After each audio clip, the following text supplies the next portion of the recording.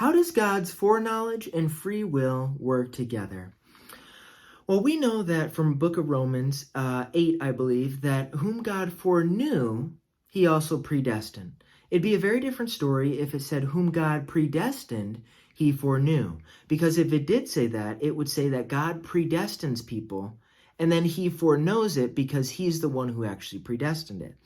But it's actually reverse, which is absolutely imperative and does reveal the greater magnificence of God's knowledge and his sovereignty, because the greatest sovereignty of all is to set up boundaries and limitations and also be able to operate and intervene when needed, but for the most part to allow libertarian free will creatures to operate within the boundaries set up, yet they still fulfill the ultimate divine end of God. That is absolute magnificent sovereignty. It's not controlling every little movement and every little thought and every little word that comes out of human beings.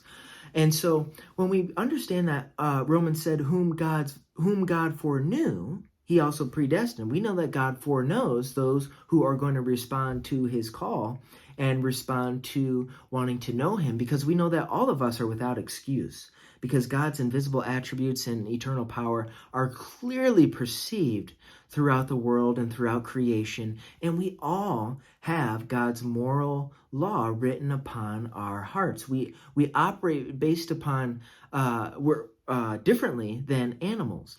Animals can do whatever they want, and it's just animal instinct. Animals don't need to get married. Animals can choose to have sex with each other, and it's not anything bad, because there's no such thing as rape on an animalistic scale. But for us, there absolutely is. We know that not only does it take two to tango, a male husband prefer, according to biblical standards, a male husband and female wife, but also mutual consent. And anywhere there is not consent, it's rape, and therefore rape is evil.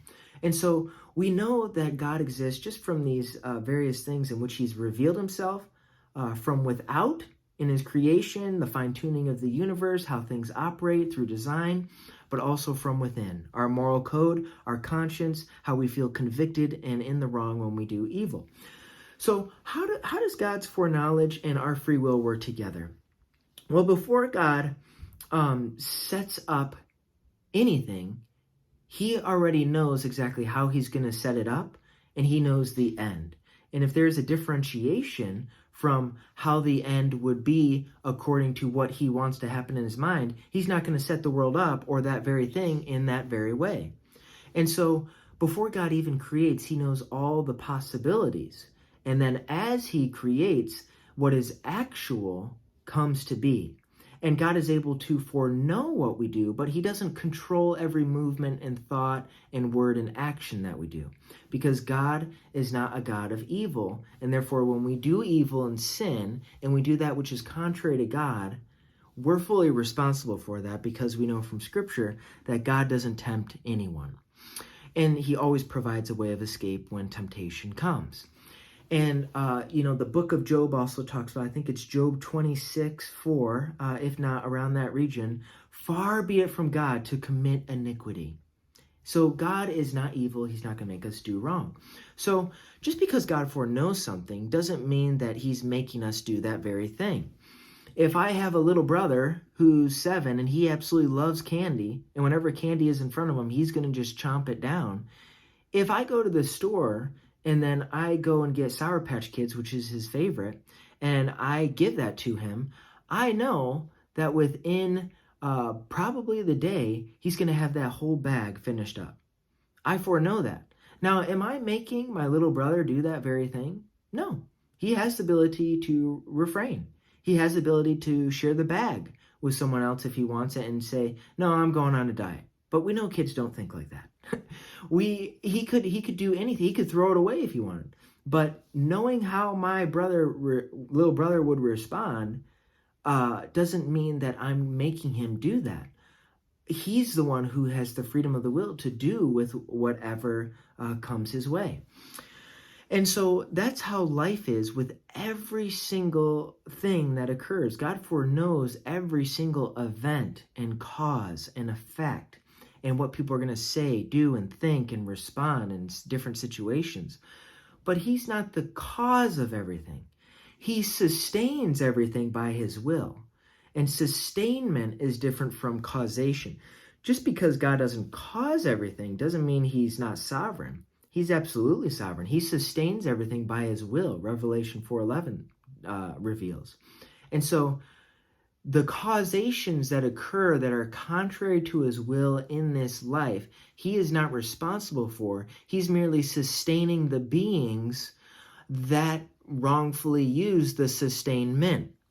So when someone does evil or sin, they're acting according to God giving them life to breathe, because we know that God is the one who gives breath to our lungs.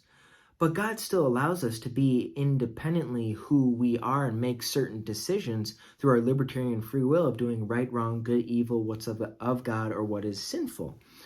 And so just because God is sustaining everything moment by moment, nothing can exist without his sustainment, doesn't equal and follow that he's causing something. And so he foreknows everything. We know that in the book of Isaiah, God declares the end from the beginning. So he knows the beginning to the end because he exists outside of time. Time itself dwells within the eternal one, the Ancient of Days, him who 2 Peter 3:8 reveals that a day is as 1,000 years, and 1,000 years is a single day for God. So that is a brief rendition of how God's foreknowledge and free will works together. God can foreknow something without causing it. He gives us freedom of the will, but he's made us that way with understanding the boundaries that he wants to set up for us to be able to operate in. If we want to travel to a different country, but a certain event's going to happen where maybe we die and it's not our time to die yet there, and there isn't a greater good that can work out of that evil from someone maybe killing us overseas, God might make us sick and miss our trip and then not go on it and the like.